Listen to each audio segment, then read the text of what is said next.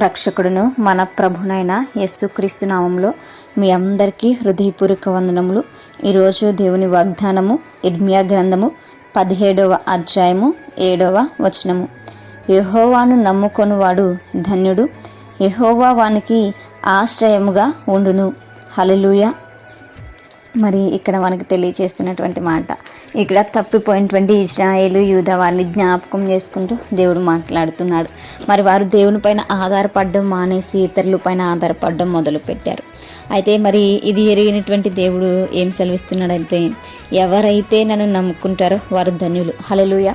మరి ఈరోజు మనము దేవుని నమ్ముకుంటాం కదా, సర్వశక్తుడైనటువంటి దేవుని మనం నమ్ముకుంటున్నాం కనుక మనము కూడా ధన్యులుగా ఈరోజు పిలువబడుచున్నాం. ఎందుకు అనంటే ఆయన గొప్పవాడు, ఆయన నిజమైనటువంటి వాడు, ఆయన తప్ప సృష్టికి మరొక సృష్టికర్త లేరు కనుక మరి అలాంటి గొప్ప దేవుణ్ణి తెలుసుకుని మనం ఉన్నాము గనుక, ఆయన మనం వెంబడిస్తున్నాము గనుక మనము గొప్పవారముగా లేదా ధన్యులుగా మనం ఈ రోజున పిలువబడుతూ ఉన్నాం. మరి ఇది అందరికీ రాలేదు. ఇంకా కొంతమంది ఇంకా తెలుసుకోలేనిటువంటి వారు ఉన్నారు, ఇంకా ఎరగలేనిటువంటి వారు ఉంటున్నారు. కానీ మనము తెలుసుకున్నాము అనంటే అది మన నీతి కాదు, మన యథార్థత కాదు, మన ఆస్తి కాదు, ఐశ్వర్యం కాదు, ఉచితమైనటువంటి తన కృప మన పైన ఉంది కాబట్టి మనము ఆయనని తెలుసుకున్నాము.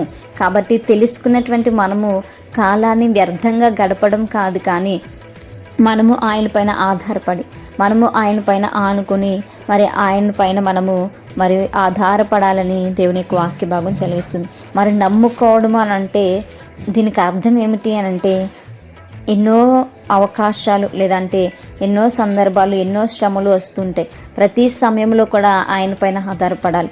ఏది వచ్చినా సరే మనం భయపడక ఆయన పైన ఆధారపడడాన్ని నమ్ముకోవడం అని చెప్పి దేవుని యొక్క వాక్య భాగం సెలవిస్తుంది. కాబట్టి కష్టమైన నష్టమైన మనము దేవుని పైన ఆధారపడేటువంటి వారంగా మనం ఉండాలి. మనం ఎప్పుడైతే దేవుని నమ్ముతామో, మనం ఎప్పుడైతే ఆయన పైన విశ్వాసం అనేది మనం ఉంచుతామో మరి మనం ధన్యులుగా తీర్చబడమే కాకుండా ఆయనే మనకు ఆశ్రయముగా నిలుస్తూ ఉంటారు. అనగా మనకు ఆయన గొప్ప అండగా ఉంటూ ఉంటారు. మనకి రావాల్సినటువంటి కష్టాలు లేదా వస్తున్నటువంటి కష్టాల్లో ఆయన మనకు తోడుగా ఉండి ఆయనే గొప్ప ఆశ్రయం ఇస్తారు. చూడండి, గుండె చెదిరినటువంటి వారికి ఆశ్రయం కావాలి, లేదంటే ఆశ్రయం లేనటువంటి ఆశ్రయం ఎందుకు కావాలి అంటే ఓదార్చడానికి, ఓదార్పు పొందడానికి, లేదా మనల్ని మనం దాచుకోవడానికి ఆశ్రయం కావాలి కదా. మరి అలాగే ఇక్కడ కూడా దేవుడు మనల్ని తన యొక్క రెక్కల చాటును మనకు ఆశ్రయం కల్పించి మనల్ని ఓదార్చాలని ఆయన అనుకుంటున్నాడు. ఆయన యొక్క రెక్కల చాటును మనల్ని భద్రపరచాలని ఆయన అనుకుంటున్నారు. కాబట్టి మనం ఎల్లప్పుడూ కూడా దేవుని పైన ఆధారపడదాం. ఆయనే మనకు ఆశ్రయం కనుక ఆయన పైన మనము ఆధారపడి ఆయన కొరకు మనం ఎదురు చూస్తూ ఆయన ఇచ్చేటువంటి నూతన బలమును మనం పొందుకుంటూ ఆయనలో మనం అందరం కూడా ఎదిగేటువంటి బిడ్డలుగా ఉందాం. ఆయన కొరకు మనము జీవించేటువంటి వారము ఉందాం. ఆయన మనకిచ్చినటువంటి రక్షణను మనం నిర్లక్ష్యం చేయక రక్షణను కొనసాగిస్తూ మనము ఆయన పైన నమ్మకం ఉంచుతూ మనం మన జీవితాల ముందుకు కొనసాగింపబడతాం. అటువంటి కృపా దేవుడు మనందరికీ కూడా దయచేయనుగాక. మేము ప్రార్థించుకుందాం. పరిశుద్ధుడా, మహాగణుడా, గొప్పవాడా యేసయ్యా మీకు స్తోత్రాలు.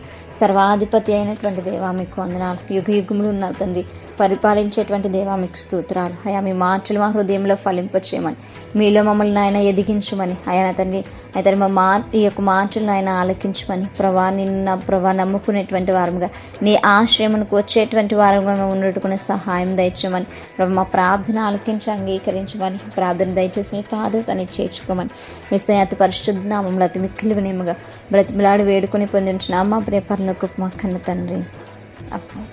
Praise the Lord everyone. May God bless you all.